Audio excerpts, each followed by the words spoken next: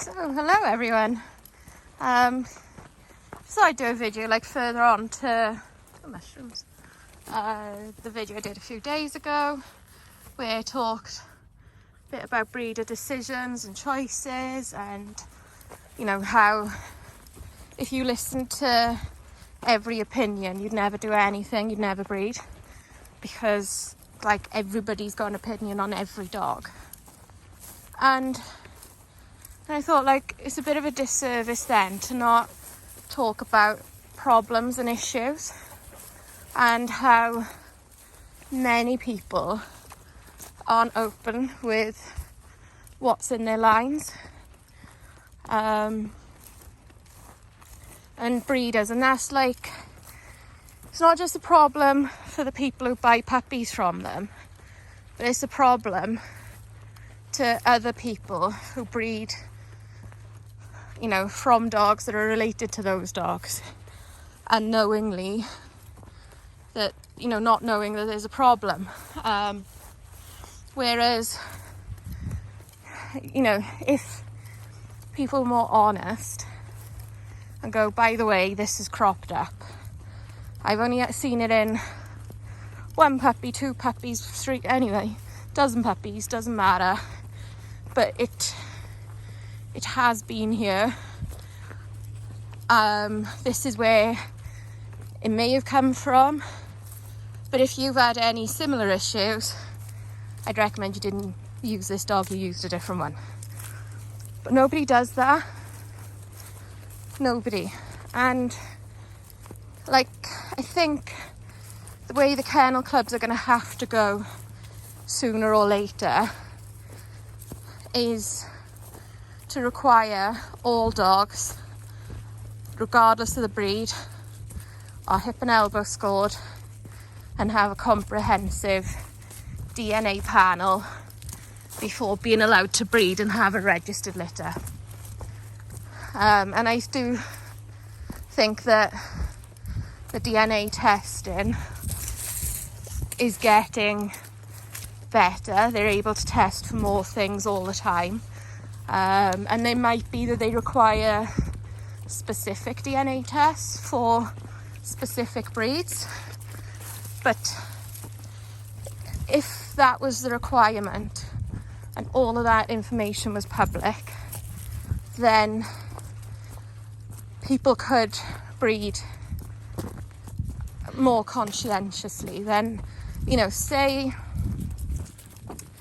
like a dog was a carrier for something, then you'd add the DNA test, you know it's a carrier. Doesn't mean you couldn't breed your dog that's a carrier. It just means you have to breed to a non-carrier, which means that the very worst, the puppies will also be a carrier, but they won't suffer with that disease. So I think that's would be a positive step, and I think that in the future that will be something that's more prominent, because also as these tests get more commonplace, more used, they become cheaper, and when they become cheaper they're open to more people. So I think that is something that would be a positive step for dogs, and not just purebred dogs, the mongrels as well, because they certainly carry, you know, genetic problems and diseases, and it's pointless. It would be a disservice to all dogs to deny that, to say there's only purebred dogs that have problems, because it's not. You know, when you think humans are the most genetically diverse species in the world, yet we still have genetic disease. So yeah, I think that would be a good step, and just the fact that the kennel club would take the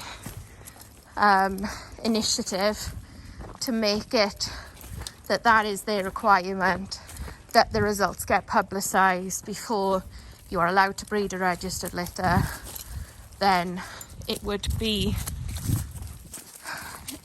it would reduce the lies that people tell, that people, you know, like when there's things that crop up in their lives, in their lines.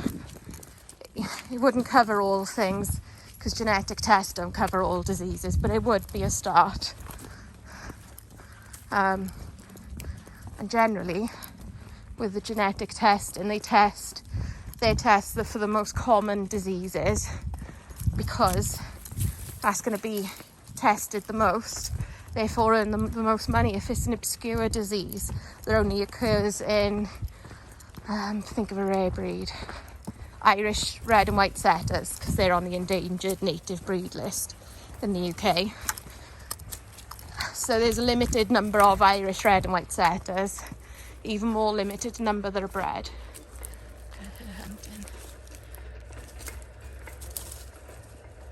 And then an even further limit on the people who would use genetic testing. It's just not going to earn the lab any money, is it? So I think there is a future there,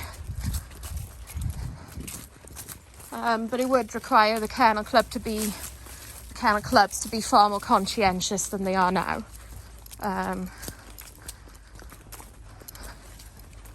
And I think it would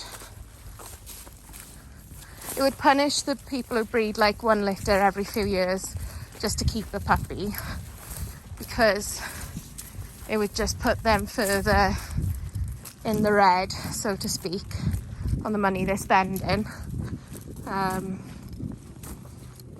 But then those people would maybe want to breed a little bit more, whereas the puppy farmers would struggle to get dogs to pass these tests, I'd imagine. Oh, that's a big one, Jude. You duck under it. Oh. Oh, they're stuck in the stingies. God, this is overgrown.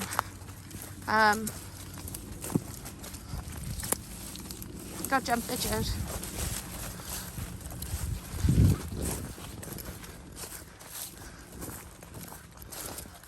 Somehow my arms ended up behind my back. It's disturbed.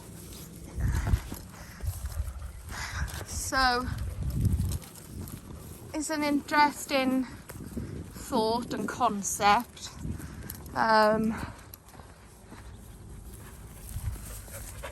So yeah, I guess watch this space. I mean, I've had pod tested for the liver gene, and the first company I used said he didn't carry it.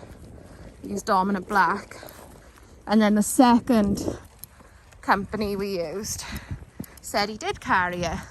And that has proved out more than once, because he's had quite a few liver puppies. So I mean, the inaccuracy there, she needs a poop. You never go cross country like this unless Judith needs a poop. There's a crappy bum appearing. So yeah, sorry, I just didn't want to show you Jude pooping. Can have her head. And Nala's going to wee on her now, because Nala's dominant.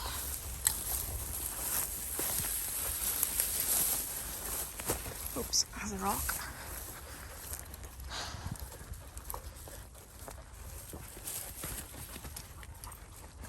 But yeah, I think kennel clubs could do a lot more to promote better breeding practices than they do.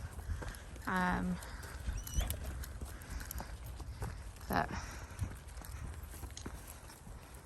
it's a fine balance to be inclusive, so that more people, so that everybody uses you, versus being a little bit more careful about who's allowed to have registered litters. And YouTube's playing up a bit. I've got like extra videos saved because it's not uploading correctly. So then I run out of storage, so I've just deleted a handful of videos just so I can conclude this one. But anyway, yeah, let me know what you think about all this, and yeah, if you've got any experiences of having your dog tested and stuff like that. But yeah, anyway, see you all soon. Bye.